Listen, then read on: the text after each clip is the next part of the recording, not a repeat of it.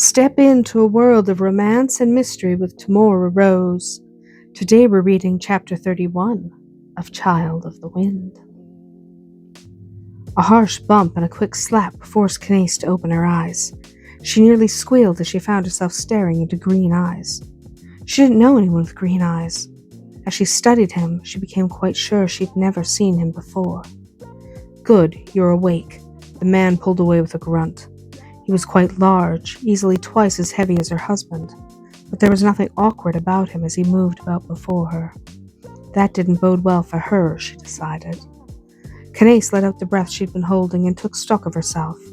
She was lying in the dirt beside a tree.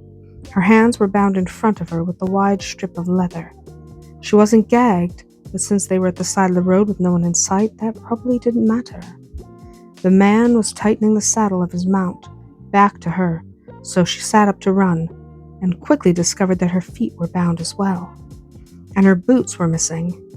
No running then, and screaming wouldn't help. Her hands trembled as the fear set in. Trying to hide it, she pressed her hands into her belly. When nausea plagued her, she swallowed hard, and when despair threatened to overwhelm her, she thought of her baby. She had to get away. For the baby. The man turned, startling her. A tiny squeak slipped past her lips as he reached for her. "Quiet, or I'll hit you again," he warned with a growl. When he grabbed her by the arm and pulled her upright, she struggled until she almost fell. She would have fallen if he hadn't been holding her. He gave her a quick shake. "If you fight me, I'll tie you to the saddle." Swallowing hard, she settled down. She even let him lift her onto his horse without complaint. But when he mounted behind her, foul breath and all, she pulled away. His fist connected with the back of her head. None of that. Her head spun and nausea threatened, but she refused to pass out.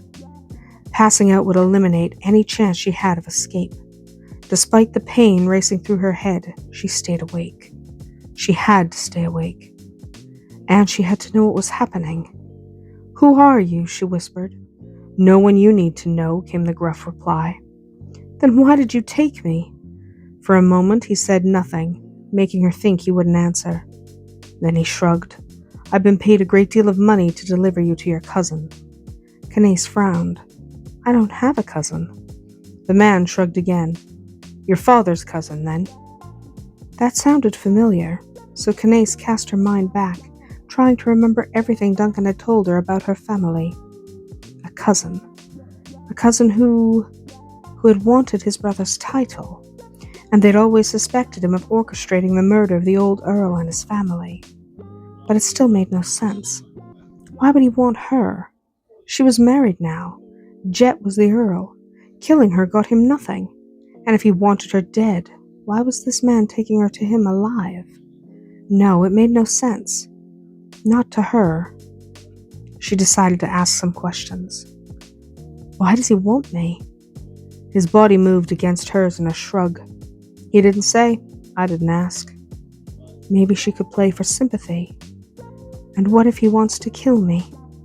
"I do not care." "Maybe not." "You would just let him do that?" Another shrug. "As long as I'm paid, I don't care what he does." Because she had nothing else to say, she fell silent and turned her attention to escaping. They veered off the road, entering the forest they'd been riding beside. Canace thought she might break a few branches, leave a trail of some kind, but the man behind her was frightening in his nonchalance. She was afraid of what he would do to her if she did something so obvious. What else could she do?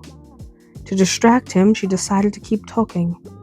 "You know my husband will follow you." "Perhaps, but by the time he finds you, I will have collected my fee and moved on. It will no longer be my problem."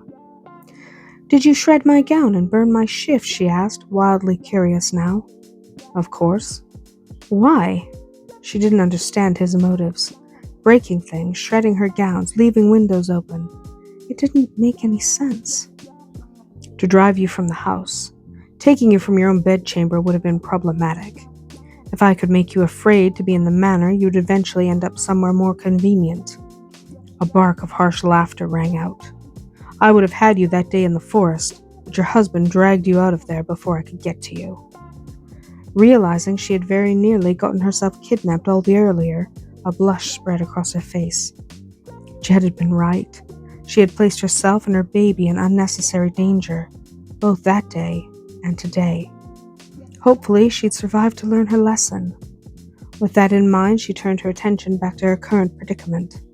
She continued asking questions, surprised that he answered her so readily. He wouldn't tell her his name, but he answered almost everything else she could think to ask. All the while, she was trying to use her toes to loosen the small anklet she wore without drawing attention.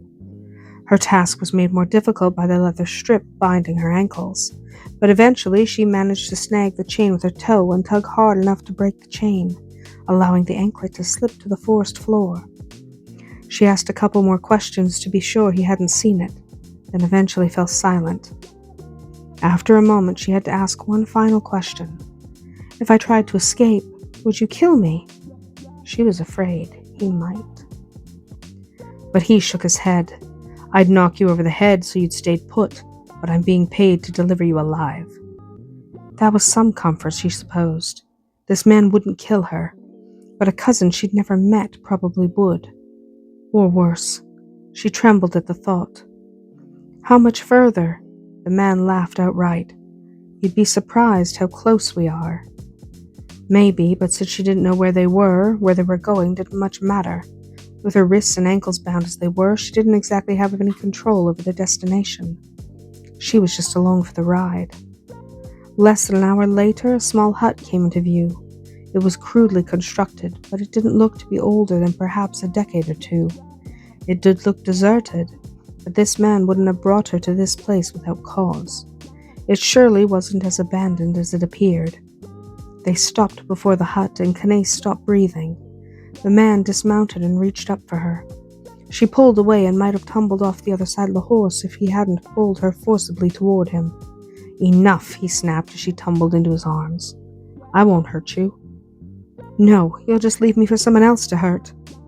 She had meant for the comment to sting, but he only shrugged and carried her into the hut. It was dark in here, with no windows and a door that didn't open all the way. Too dark. She wasn't typically afraid of the dark, but here, with a strange man, she couldn't control the fear creeping up her spine. What would he do to her?